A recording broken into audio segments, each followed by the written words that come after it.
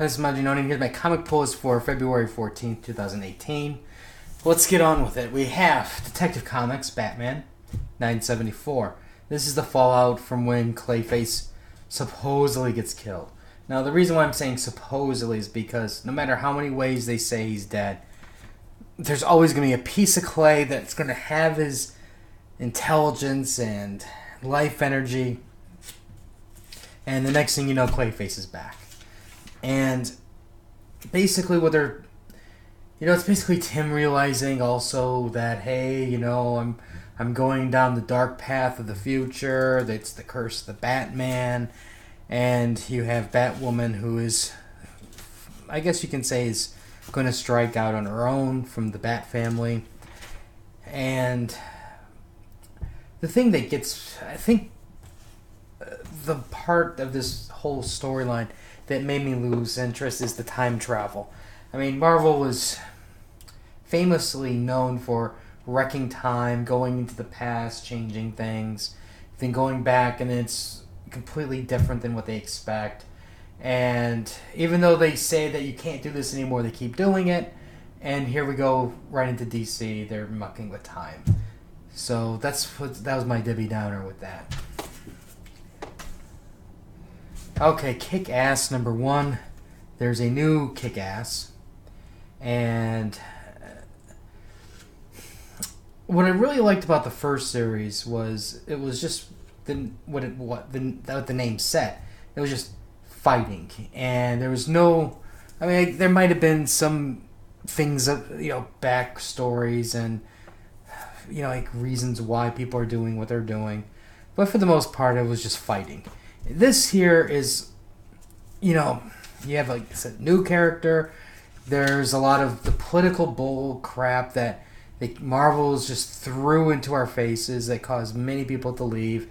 And granted, I understand part of it is so this way they can build up the background of the story and to why this person's doing what she's doing. But it's just kind of like, oh man, really? It's just like I left Marvel for this reason, and now it's following me. Art's great. I think John Romita's artwork is better than it was before, but I don't know. I just want fighting. Is that? I don't think that's too much to ask for. Just fighting. Okay, this is gonna be. I know people are gonna say I'm wrong, but this here is a complete waste of time battle. Okay, yeah, you have Killer Grodd, and yeah, he's dying, so he's got to siphon the Speed Force to save his life, and you have Barry going, but there's another way. We can save you, I promise. And Grodd's like, ha ha ha, foolish human. I will siphon your energy. And he does. And there's no more. And then, of course, Wally and everybody's there. And they're like, there must be a way, Wally. We'll be there for you. And Wally's like, well. I'm sorry. Barry's like, we'll be, And Barry's like, Wally, you're the Flash now. Dun, dun, dun. And it's like, I've read that story. I've read that story hundreds of times. And Flash has done this before. He's lost powers. He's always got him back. So I'm like, please, why are you being melodramatic? Unless you're trying to be melodramatic for new readers, which means you're not entertaining existing fans. But I know there's a few out there that probably are looking at it going, oh my god, Barry's lost his powers. I'm going to go on the interwebs and complain. Alright, Dark Knights Rising, The Wild Hunt number 1. This was not the Wild Hunt I was hoping for. I think with this, there's just so much going on. You got Challengers of the Unknown. You got Detective Chimp losing his intelligence. You get so much stuff going on. And you have, Flash and Cyborg. They're like being chased, in a sense, being hunted. And it's just like, oh my god.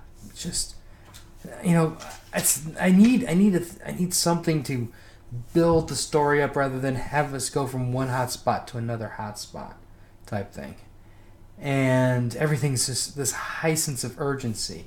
And when you work at a job that even stubbing your toe becomes the highest sense of urgency, for somebody, that it gets exhausting with that kind of storytelling. And so for me, I'm really losing interest in this book. I mean, I know people like it, but I'm just like if I just stopped reading this, I'm fine. Totally fine. It's a shame, because I'm sure it's good. Sideways. DC's new superhero who teleports. The new age of heroes. Now, what I have to admit, this is kind of like how you do diversity. Because this is a different kind of superhero. He's obviously not a white guy like everybody else, but they don't really draw attention to it. It's like, here's this character, and he's got this power. This is kind of like why he has this power, connected to the Dark Knight's thing. And they just kind of ignore that. And, that kind of works, because, like, when you throw, like, race, or if you throw identity in front of people and have that be the focus of the book and not the person behind that and their story, then it that's where when you do that, it's not interesting. But this is just another character in the world, and he's got a friend who's like a cosplayer. She's totally weird, and it's just, they just blend in, and I like that.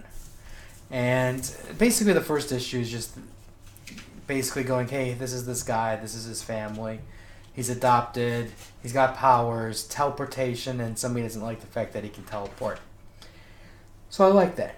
Really good setup, nice way to build it up, and I'm quite pleased. I mean, I will definitely get the second issue. I mean, I don't know how much why I would buy, let's say, 40 issues of a guy who teleports, but I can say that from the start, it's captured my attention. So, which is more than what other companies have done with theirs.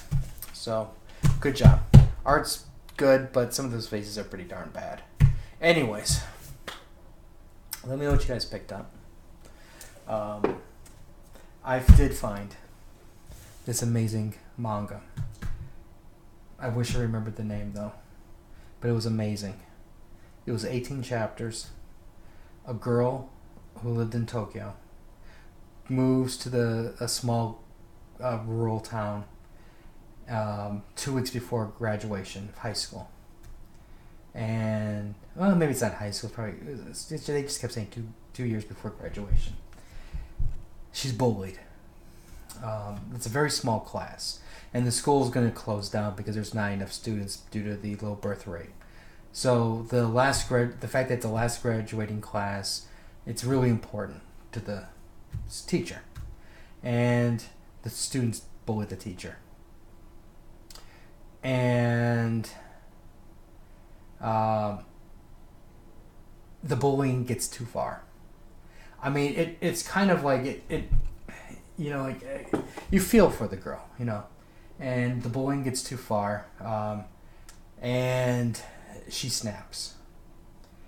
And it's about halfway, a little bit before halfway, and from that moment on, she is hell-bent on revenge. And we're not talking about scribbling on desks. We're not talking about taking shoes and throwing them away. We're talking about stabbing people in the eye with a nail kind of vengeance. And she takes out one by one.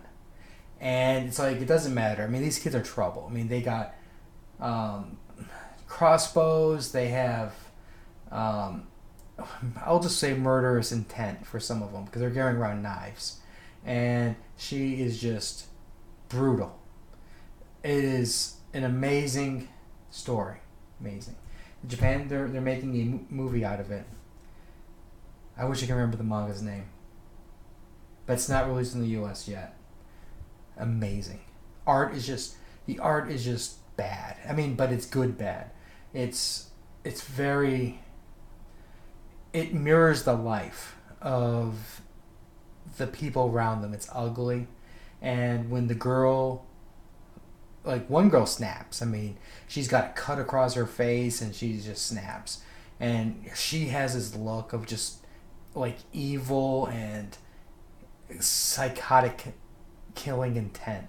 And the other one, the one that got bullied, her eyes just go crazy, and then it's just brutal. It's like it's the most brutal thing. Like when you see the nail go into the eye socket. Amazing manga. Amazing. Just Google manga. Oh, just Google girl who gets savagely bullied in small town in Japan. Manga. Boom, you'll find it. That's how I found the name. You'll like it. You will like that. Anyways, let me know what you guys picked up, what you guys are looking forward to reading the most. Let me know what you guys are thinking about the new DC Universe, Age of Heroes. We'll have more stuff later. Until next time.